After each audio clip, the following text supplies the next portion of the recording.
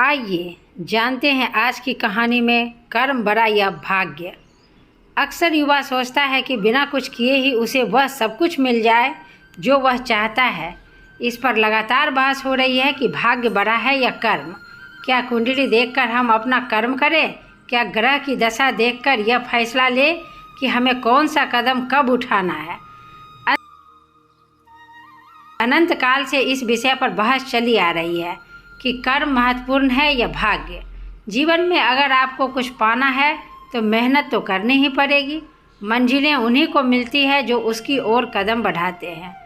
महाभारत में जब अर्जुन ने कुरुक्षेत्र में युद्ध में अपने स्वजनों को अपने सामने खड़ा पाया तो उसका शरीर निस्तेज हो गया, हाथों से धनुष छूट गया, प्राणहीन मनुष्य के समान वह धरती पर गिर गया। तब भगवान श्री कृष्ण ने उसे गीता के कर्म ज्ञान का उपदेश दिया। भगवान कृष्ण ने अर्जुन को कहा कि राज्य तुम्हारे भाग्य में है या नहीं यह तो बाद में, पहले तुम्हें युद्ध तो लड़ना पड़ेगा, तुम्हें अपना कर्म तो करना पड़ेगा, अर्थात स्वजनों के खिलाफ युद्ध तो लड़ना पड़ेगा। तुलसीदास जी ने भी श्री रामचरितमानस में लिखा है, कर्म प्रधान विश्व करी राखा, अर्थात युग तो कर्म का है। इसका अर्थ यह हुआ कि हम अपना कार्य करें, फल की चिंता बाद में करें।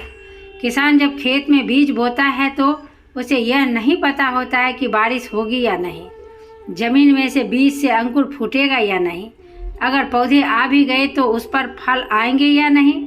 लेकिन किसान बीजों को जमीन में बोता है और फसल की चिंता ईश्वर पर छोड़ देता है। भाग्य का समर्थन करने वाले कहते हैं कि हमें जो सुख संपत्ति वैभव प्राप्त होता है वह भाग्य से होता है। जैसे लालू प्रसाद यादव की पत्नी राबड़ी देवी बिहार की मुख्यमंत्री बनी तो यह उसकी किस्मत थी। डॉक्टर मनमोहन सिंह भारत के प्रधानमंत्री बने तो उसकी कुंडली में राजयोग था। अगर किसी अभिनेता का बेटा अभिनेता बनता है तो यह उसका भाग्य रहता है कि वह अभिनेता के यहाँ पैदा हुआ। जब चार लोग एक समान बुद्धि और ज्ञान रखने वाले एक ही समान कार्य को करें और उनमें से सिर्फ दो को ही सफलता मिले तो हम इसे क्या कहेंगे? दो लोगों के साथ भाग्य साथ नहीं था। ऐसा एक उदाहरण हम यह दे सकते हैं, दो व्यक्ति एक साथ लॉटरी का टिकट खरीदते हैं पर लगती लॉटरी एक ही व्यक्ति को है। जब दोनों में लॉटरी खरीदने का कर्म एक साथ किया तो फल अलग अलग क्यों? अंत में यही कहा जा सकता है कि भाग्य भी उन लोगों का साथ देता है जो कर्म करते हैं। किसी खुरदुरे पत्थर को चिकना बनाने के लिए हमें उसे रोज घिसना पड़ेगा। ऐसे ही जिंदगी में समझे, हम जिस भी क्षेत्र में हों, स्तर पर हों, हम अपना कर्म करते रहें बिना फल की चिंता किए। जैसे परीक्षा देने वाले विद्यार्थी परीक्षा देने के बाद उसके परिणाम का इंतजार